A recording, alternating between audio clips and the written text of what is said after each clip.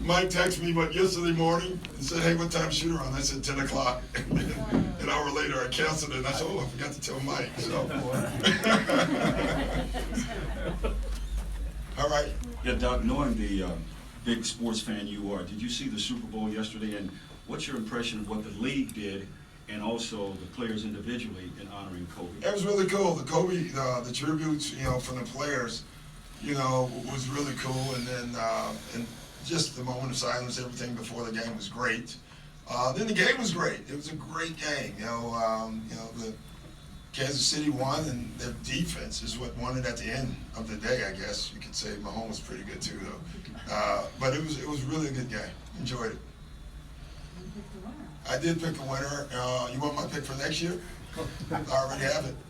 Chicago Bears. We're gonna do it. Yeah. Yeah. As a quarterback.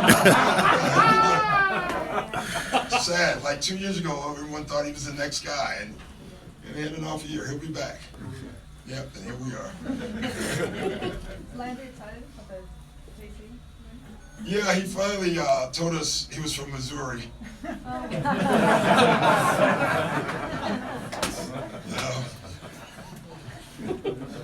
I did quiz several players on that today. They all passed. There's so many ways you can go with the rest of it, but we're going to stop right there. We'll let Pop take it from there. Speaking of Pop, whenever he came back to San Antonio from Golden State, it was about the same time you were getting there. What did he mean to you as a coach off the floor in particular, not necessarily on the court? Well, it's a good question. Pop Pop traded for me or signed me. I don't even remember what the hell, it was so long ago. But he was in the front office, and how you should retire when you're going to dinner on nights with Dave Collins, Greg Popovich, and Hank Egan instead of the players. That probably means you probably should retire because that's who you're hanging out with. But Pop really, he was good for me because he kept saying that you're going to be a coach to me as well. At that time, I didn't really know. I didn't think so, but he was right. Hey, Coach, with the trade deadline looming, how much consideration or how much input do you have in kind of what additions come to the team? Well, if it's a good trade, I have a lot.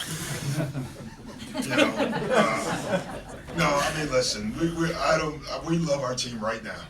We really do, and so that's what I'm looking at right now is how to get the team we have on the floor right now better, or on the floor. Since the last time you guys saw the Spurs, it seems like Aldridge is shooting a lot of threes. Yeah. DeRozan showing a willingness to shoot more. How's that changed kind of the threat they present? How you Not a lot. I mean, Aldridge was always a threat. So whether he was shooting them or not, he still created space, and you still had to go out there and guard him. So you just have to have your antennas up, especially when he's setting picks. Our guards have to veer back to him. DeRozan, same thing. He's never been a guy that's taken a lot. He's still not taking that many, so. But definitely with Aldridge, we have to have our antennas up. And Doc, in terms of continuity, do you worry a little bit about that because you've got this load management issue with Kawhi? So, it's really not Kawhi, Jackie. I mean, when you think about it, Kawhi's been pretty good overall minute-wise. It's more that our whole team, we've just had a lot, and it's not even load management. It's injury. A lot of our guys have just not been able to play. PG's missed a lot. Right. I don't know is the answer.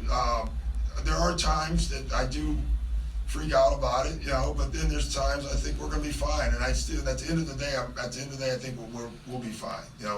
We run enough stuff in skeletons and in our shoot-arounds, that we think we'll be okay. And we still have a lot of games left. And so as long as we can, get guys on the floor these last, 30 games or so, I think we'll be fine. Doc, talk about as far as having Paul and Kawhi, consistently together. Yeah. What that would look like, and at what point do you think this is the point where we need to gel and go forward? You know, I don't know what point that is, you know, as long as we do it, you know, if it can come in the playoffs, it can come whenever.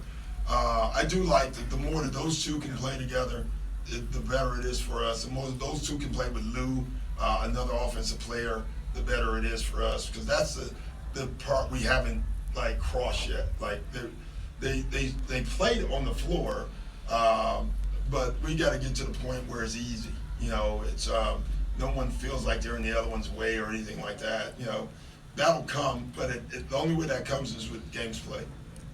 Doc, kind of along these lines, I mean, you said you love this team where it is right now, but Yeah. do you know this team? I mean, it's only been, you know what I'm saying? Yeah, I do. I know Is it them. hard to evaluate kind of going into a trade deadline when? It is a little bit, but I do know. I know the key guys. I've seen enough what they can do, and you know. So yeah, I think I do know the team. Would be the answer. What? Jeez. No, you're done.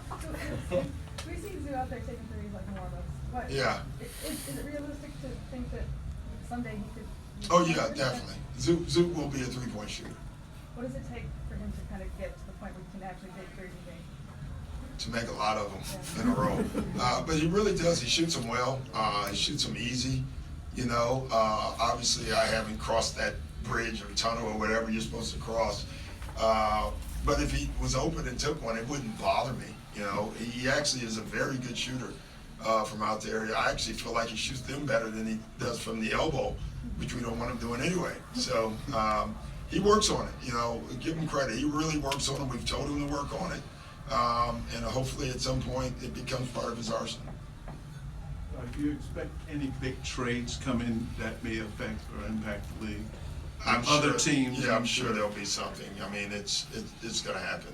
I don't know what or who, but it always is something, right? You know, there's a lot of teams that have designs on winning, you know, and some of those teams are going to make moves. In years past, you've said you've taken a role where be transparent with players day to day as the trade deadline comes. Yeah. Do you do that aside from the trade deadline, like sort of a day-to-day mentorship with the guys to see? I just think in life you should be transparent. You know, you really should be. You should tell your guys what you think about them, and ways they can help themselves and the team. I think the more you do that, the more you communicate, the more you touch them, the better they have. You know, players think more than a lot, you know, about stuff. And so from a coaching standpoint, you know, sometimes it's nice, just go talk to them. Let them know how you feel about them and what you need. Mike used to tell me that all the time. He used to tell me not to shoot. No, he told me, Mike was the guy that told me I was gonna be a point guard. You know, since I had never played in my life. And thank you for that, because I would have been out of the league trying to shoot at the two-guard spot. So that saved my career. That's why I'm here. On that note, let's go to Vegas, guys.